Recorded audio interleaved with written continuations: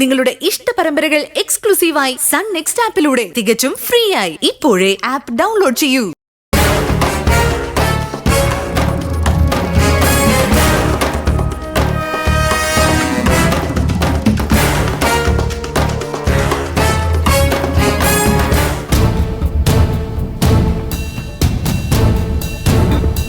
നേരത്തെ ആയിരുന്നെങ്കിൽ സത്യന് ഉമ്മറത്തോ മുറ്റത്തോ കിടന്നാലും ആരും ശ്രദ്ധിക്കാൻ പോകുന്നില്ല.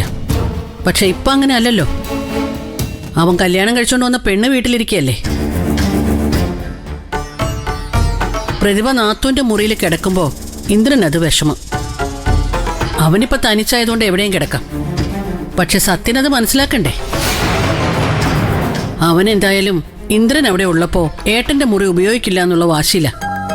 അതുകൊണ്ടാ ഞാനിപ്പോ ഇങ്ങോട്ട് വന്നത്. അല്ല, ഇതിലിപ്പോ നമുക്ക് എന്ത് ചെയ്യാൻ പറ്റും സുശീലേ? തൽക്കാലം അങ്ങനെ അങ്ങ് പോട്ടെ എന്ന് വിചാരിച്ച പോരെ? അത് പോരെ സുധ. ഞാൻ പറഞ്ഞല്ലോ, സത്യൻ ഉമ്മറത്ത് കിടക്കുന്നതല്ല പ്രശ്നം. പ്രതിഭയ്ക്ക് നാത്തൂന്റെ മുറിയിൽ കിടക്കേണ്ടി വരുന്നതാ. അത് ഒഴിവാക്കണം.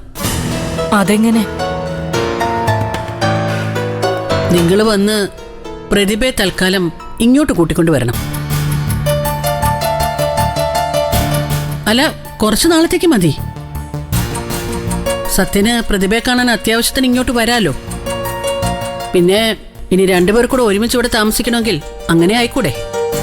അവരിവിടെ വന്ന് താമസിക്കുന്നതില് ഞങ്ങൾക്ക് പ്രശ്നമൊന്നുമില്ല, അല്ലേ പ്രഭാവതി? അതെ, ഇവിടെ ആവശ്യത്തിന് മുറികളുണ്ട്. ഞങ്ങൾക്ക് സന്തോഷേ ഉള്ളൂ. പക്ഷേ സത്യനതിന് തയ്യാറാകുമോ? ഇല്ല, അവൻ സമ്മതിക്കില്ല.